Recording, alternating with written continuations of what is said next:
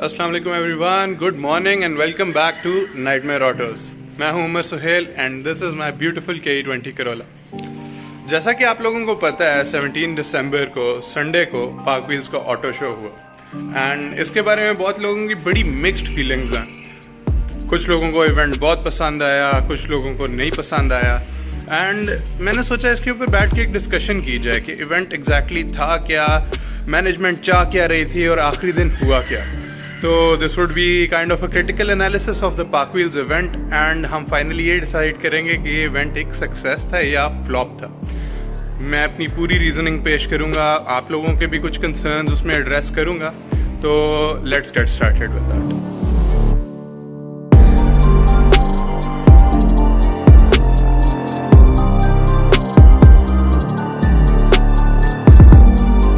तो अब हम आगे अपनी गाड़ी के अंदर और मैंने कहा एक थोड़ा सा इवेंट के बारे में डिस्क्राइब करूं कि पार्क व्हील्स का इवेंट था क्या अगर आप वहां पर नहीं थे तो।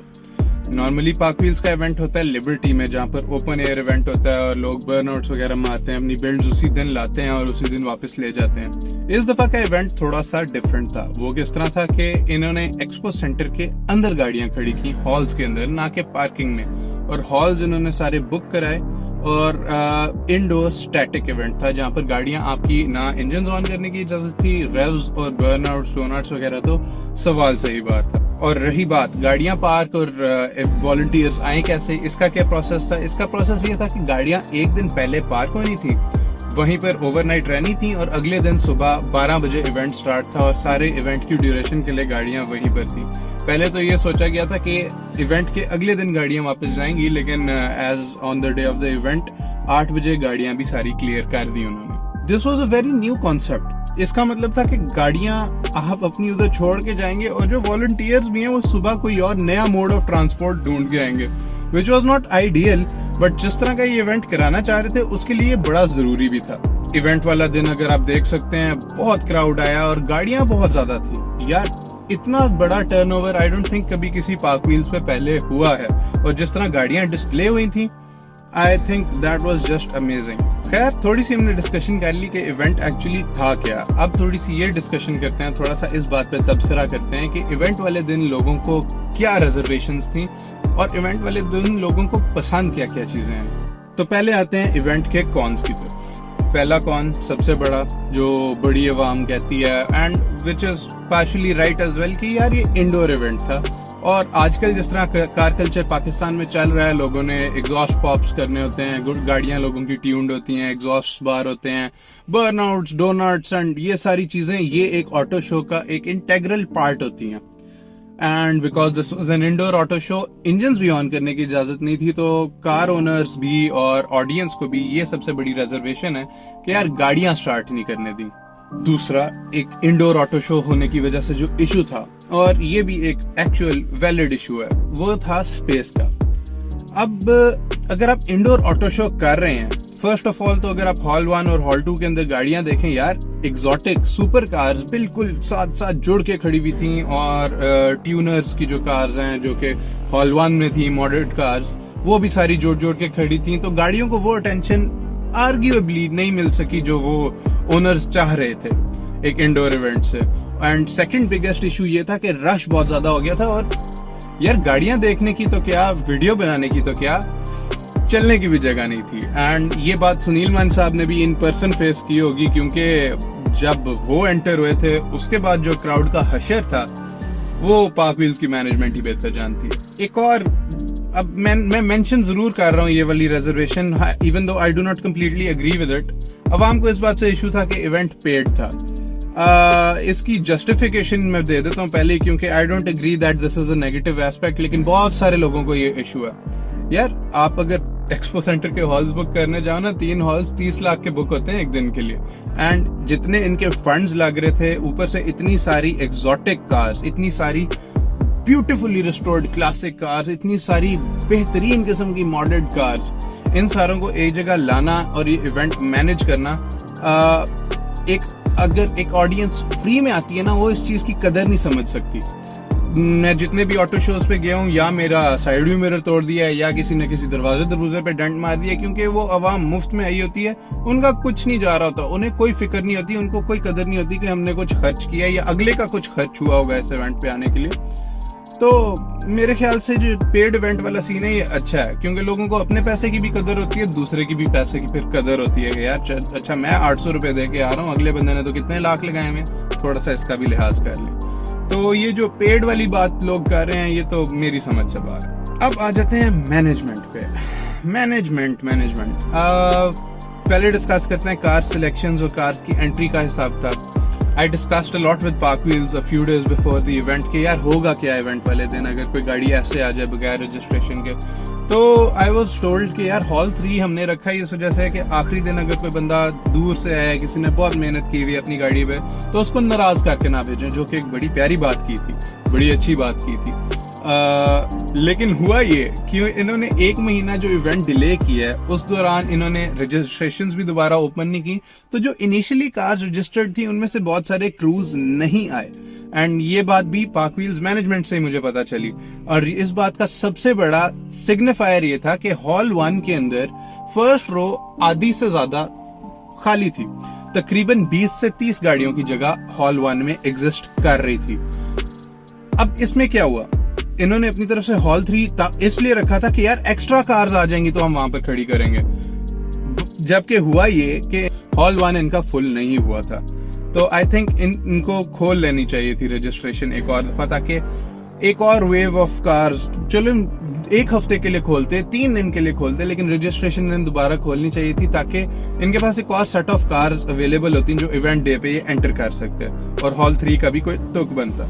नेक्स्ट इश्यू था टाइम का ये इशू था कि इन्होंने हॉल सारे इकट्ठे नहीं खोले। हॉल 2 और हॉल 1 सुबह से खुले थे 12 बजे से। हॉल 3 इन्होंने बहुत डिले किया, कॉन्सर्ट की वजह से डिले किया। I don't know why they did not set up the concert equipment and everything a day before the event. ये इवेंट डे के ऊपर कॉन्सर्ट की स्टेज और वो सारा इक्विपमेंट सेट करने का तो मुझे नहीं समझ आया, but that took up so much time कि 12 बजे इवेंट स्टार्ट था और 4 बजे इन्होंने खोला हॉल 3, जहां पर हमारी गाड़ियां खड़ी थी। Most of the audience did not even know कि हॉल 3 में गाड़ियां खड़ी भी हैं। तो एक तो इशू ये टाइमिंग का था कि इतना डिले करके हॉल 3 खोलने का तुक नहीं समझ आया। प्रोजेक्ट कार्स की इतनी रेप्यूटेबल बिल्ड्स खड़ी थी, उसके अलावा बड़ी खूबसूरत गाड़ियां खड़ी थी।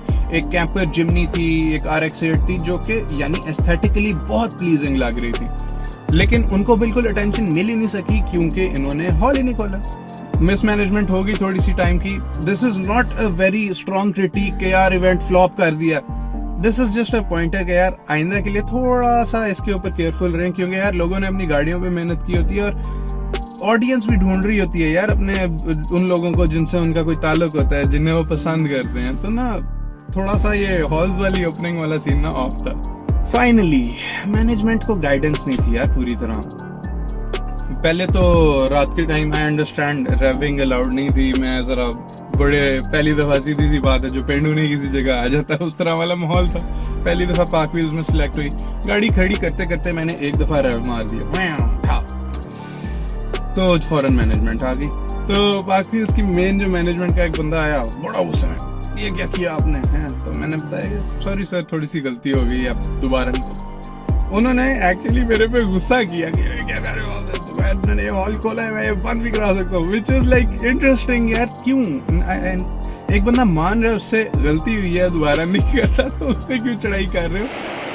इवेंट डे पे क्या हुआ, डोनट्स भी बज गए, चलो डोनट्स वाले को तो निकाल दिया। उसके बाद रेव लिमिटर्स ऐसे लगे, pops and bangs, tune cars लगी हुई है, कोई नहीं निकालने हैं। तो खैर एक इक्वल ग्राउंड रखा जाए, जो बंदा जिस तरह आपको ट्रीट कर रहा है वैसे ही किया जाए तो बड़ी अच्छी बात होगी। मुझे जरा सीख रिजर्वेशन थी मैनेजमेंट से, कौन से बहुत डिटेल डिस्कशन हो गई। एंड यार बात सीधी सी है, कौन के ऊपर इतना फोकस नहीं करते होते।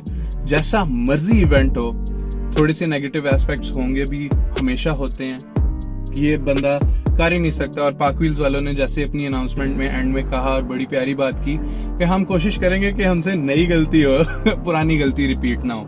एंड इसी बात को मद्देनजर रखते हुए मैं ये क्रिटिकल एनालिसिस दे रहा हूँ, एक किस्म का पॉजिटिव क्रिटिसिज्म इसको समझ लें, क्योंकि मैं नहीं चाहता, I am not discouraging anyone, इसको एज एन इंसल्ट ना लें. I really appreciate the event. मैं ये नेगेटिव एस्पेक्ट इस वजह से पॉइंट आउट कर रहा हूँ ताकि फ्यूचर इवेंट्स आपके और भी बेहतर हो सकें.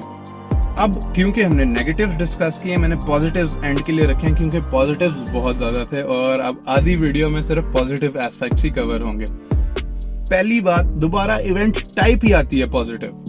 यार एक इंडोर इवेंट जहां पर गाड़ियां खड़ी हैं, मिट्टी नहीं उड़ रही, धुआं नहीं उड़ रहा, कान नहीं बाज रहे आपके, अमेजिंग था. फुल इंटरनेशनल स्टैंडर्ड की बिल्ड्स थी, जिस तरह डिस्प्ले हुआ था सारा कुछ, it was just mind blowing यार. इतना खूबसूरत माहौल लग रहा था. लाइट्स के अंदर जब शाम के टाइम गाड़ियां नजर आ रही थी, ब्यूटीफुल, अटरली ब्यूटीफुल.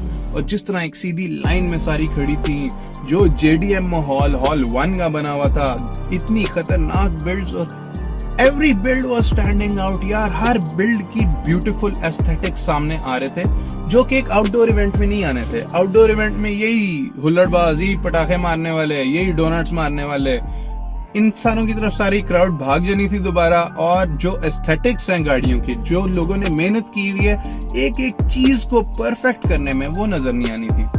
तो I think this was a win, specially considering जो लाहौर के अंदर आजकल पोल्यूशन के हालात हैं.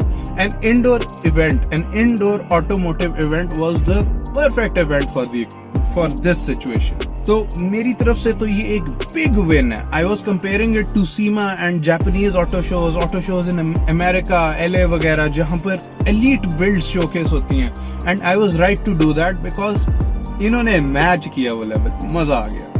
बस थोड़ा सा रूम ज्यादा होता तो आई गेस तबाही डाल जानी थी. सेकंड, राइड्स बहुत कमाल की आई और ये भी the credit goes to the indoor auto show. जब आउटडोर ऑटो शो आता था और उसी दिन लोगों ने गाड़ियां लेके आनी होती थी, इन्होंने इवन तो जगह रिजर्व की होती थी, अपनी गाड़ी एक एग्जॉटिक बिल्ड, एक JDM इंपोर्टेड बिल्ड, वो लाना at the day of the event is very risky. कोई स्क्रैच लग जाए, क्योंकि बहुत लोग बदतमीज हुए होते हैं इवेंट वाले दिन. जब सेम डे इवेंट होता है और उधर ही गाड़ी एंटर हो रही होती है, बहुत बुरा हशर हो रहा होता है. तो वो लोग इस रिस्क की वजह से अपनी गाड़ी लाते ही नहीं. अब इधर क्या था, क्योंकि एक दिन पहले गाड़ियां खड़ी हो रही थी और एग्जॉटिक बिल्ड्स के लिए एक अलहदा हॉल डेडिकेटेड था, तो बहुत लोग आए. व्हील साइड RX-7s 2 आई, GTRs तो 5 GTR आई, एक Lamborghini I. I don't know Aventador वगैरह क्यों नहीं है, लेकिन लैम्बोर्गिनी गयार्डो आई, होंडा S2000s 2 आई. यार मैं गिनने बैठ गया तो बहुत सारी गाड़ियां आई थी, लेकिन बिल्ड्स बहुत कमाल की आई थी, राइड्स बहुत कमाल की आई थी, जो कि एक आई don't think outdoor auto show में मैनेज होना था. This was the first time I ever seen such an amazing lineup. यार फरहान भाई के घर से ही तकरीबन 6 गाड़ियां आई हुई थी. आई don't think I ever seen a lineup like this in any auto show in Pakistan, and I think only Pak Wheels can manage that. Finally, I should give props to the management as well. जहां मैंने तनकीद की है वहां props भी बनते हैं. गाड़ियां बहुत ब्यूटीफुली इन्होंने पार्क कराई. अपनी तरफ से इन्होंने एनफोर्स करने की कोशिश तो की, even though they failed, but they tried to enforce कि यार अगर हमने एक इंडोर इवेंट रखा है तो लोगों की हेल्थ, लोगों की सेफ्टी का ध्यान रखें, which is very nice. Bar bar announce कर रहे थे, सब कुछ कर रहे थे, and I should give props for that. इन्होंने जिस तरह गाड़ियां एक लाइन में लगवाई, जिस तरह JDM माहौल क्रिएट किया, वो खुद नहीं क्रिएट होता, मैनेजमेंट की कारकर्दगी थी जिसकी वजह से ये इवेंट मैनेज हो सका. और इन्फ्लुएंसर्स बहुत ज्यादा है यार. I have not seen so many influencers at an auto show, and I don't think people find influencers so easily at auto shows इधर. हबीबियन आया, हुज़ैफा सलीमी आया, एंड वो आए, टीम 4K आई, प्रोजेक्ट कार्स आए, and there were so many influencers के मैं सबका नाम भी नहीं ले सकता. Very reputable builds like Nabeel Aslam की गाड़ी आई, अंसरकार क्लब आया, and it was just amazing. It was phenomenal. And once again, props to the management who contacted these people and made their presence possible at an indoor event जहाँ पर इनको recognition भी मिली. Finally, build categories की बात करते हैं. We saw exotic builds जो कि पाकिस्तान में बहुत rare हैं. We saw JDM legends like the Evo, like the Subaru WRX, like the Toyota Supra, like Nissan 350Zs, like vintage Toyota Corona Mark II, Toyota MR2s. यानी इस level की builds भी हमने देखी हैं, बहुत next level. We saw custom modded builds like the G-Wagon Project Cars की तरफ से, उनकी Toyota Crown जिसको मैं साले का सुपरा बोलता हूँ सारा टाइम, उनकी Toyota Crown बहुत ब्यूटीफुल, 90s या 88 मॉडल Corollas वो बहुत ज्यादा नजर आई, Hondas, मैं तो होंडा ही ऐसा वाला माहौल बना हुआ था भाई हॉल 1 में, एक से बढ़ के दूसरी बिल्ट होंडा। कोई आप ये नहीं कह सकते इन्होंने एक ही गाड़ी एंटर कर दी जी, होंडा देख के एंटर कर दी। Each and every car had something to show यार, हर किसी ने कुछ ना कुछ लाजमी उतनी गाड़ी में किया हुआ था। वो जो बैग्ड सिविक्स एक कोने में रेड कार्पेट पे खड़ी थी, यानी they have entertained each and every build category. इनका ये जो सिलेक्शन कमेटी था ये बायस्ड नहीं था किसी गाड़ी की तरफ, विच वॉज वेरी अमेजिंग। बहुत अच्छी बात है, कमाल करके। और फाइनली आ जाते हैं वाइब्स पे। यार क्या वाइब्स थी, वाइब्स ही और थी, बहुत बहुत मजा आया सच्ची इवेंट पे। जब लोग आके मेरी गाड़ी के सामने बैठ के मेरी गाड़ी के साथ वीडियोस बना रहे थे, फोटोज बना रहे थे। इनफैक्ट मेरा तो एक इंटरव्यू भी हुआ था, वो भी कुछ दिनों तक लाइव होता, तो आप लोगों को चैनल पे उसका बताता हूँ। वाइब्स बहुत हैवी थी, जो लाइट्स ने माहौल उठा दिया था, जो स्टैटिक डिस्प्लेज ने माहौल उठा दिया था, कोई ऑटो शो नहीं मैच कर सकता। तो अब हम फाइनली इस पॉइंट पे आए हैं जहां पर हमने कहना है कि ये park wheels auto show success था या फेल था। कॉन्स मैंने 3 गिने, इतने खींच के 3 कॉन्स मुझे बताने पड़े हैं, और प्रोज अभी मैं पिछले 8 मिनट से तो आपको प्रोज ही गिना रहा हूं। तो क्या यार, कौन कह रहे इवेंट फेल था, फ्लॉप था? इतना successful auto show in the history of auto shows I think मैंने नहीं देखा, जिसमें इतना बड़ा टर्नओवर भी हो, जिसमें इतने इन्फ्लुएंसर्स भी हैं, जिसमें इतना ब्यूटीफुल माहौल भी बना हो। कहां से फेल हो गया यार? I think park wheels 2023 in Lahore was a huge success. आप अगर मेरी रीजनिंग से एग्री करते हैं, आप मेरी सारी डिस्कशन आपको पसंद आई, तो make sure to tell me in the comments. अगर आप मेरे से डिसएग्री करते हैं, आपके पास कोई और पॉइंट है जो मैंने इस वीडियो में नहीं कवर किया, वो भी लाजमी बताएं। और अगर आपको ये वीडियो पसंद आई, make sure to like the video and subscribe to the channel for more content like this from Nightmare Autos. Take care. Allah Hafiz.